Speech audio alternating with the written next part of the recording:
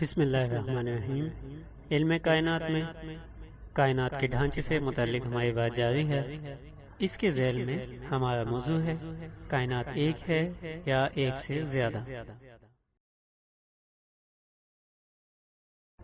Science کے مطابق چند ایسے ثبوت موجود ہیں جو ایک سے زیادہ کائناتوں کے وجود کا پتہ دیتے ہیں۔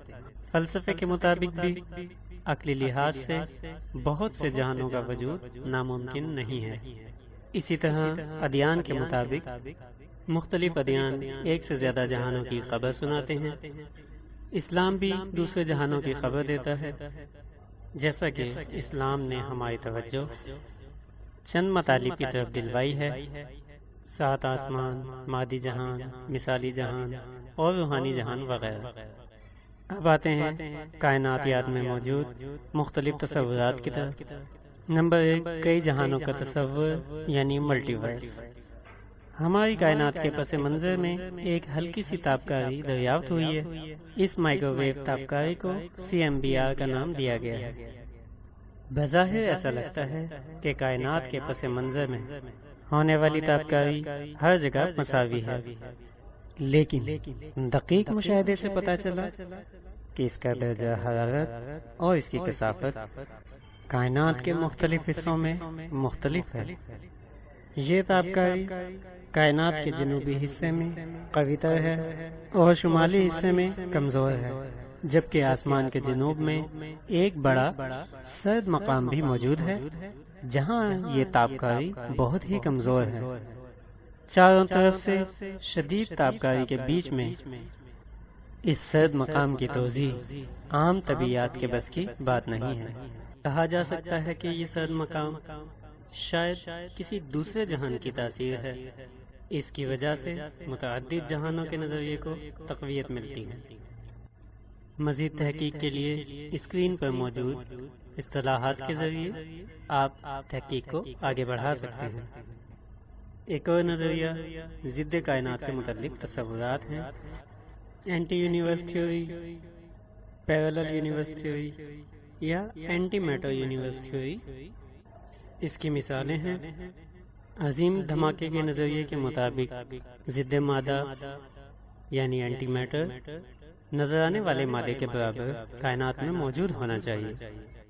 ضد کائنات نظریے کے مطابق نظر آنے والے مادے کی دوسری طرف ایک اور کائنات کا وجود ہو سکتا ہے جو کہ ضد مادہ سے بنی ہو۔ ضد مادہ کی دریافت کے لیے الفا مقناطیسی اسپیکٹرومیٹر بنایا گیا ہے جو بین الاقوامی فضائی اسٹیشن پر نصب کیا گیا ہے اور اس کا وزن 8.5 ٹن ہے۔ مادہ اور ضد مادہ دونوں ایک ہی طرح سے روشنی پیدا کرتے ہیں، اس لیے شناخت مشکل ہے۔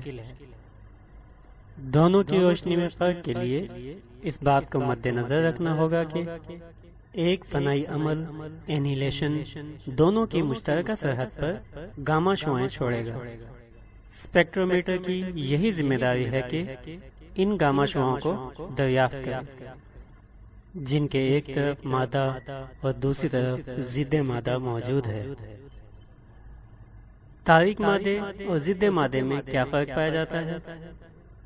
تاریک مادہ مرئی مادے سے زیادہ مقدار میں موجود ہے۔ تاریک مادہ 23%، جبکہ مرئی مادہ صرف 4.6% ہے، جبکہ ضد مادہ مادہ کے برابر ہونا چاہیے، لیکن عملی طور پر ابھی تک اس کی بہت ہی کم مقدار دریافت ہوئی ہے۔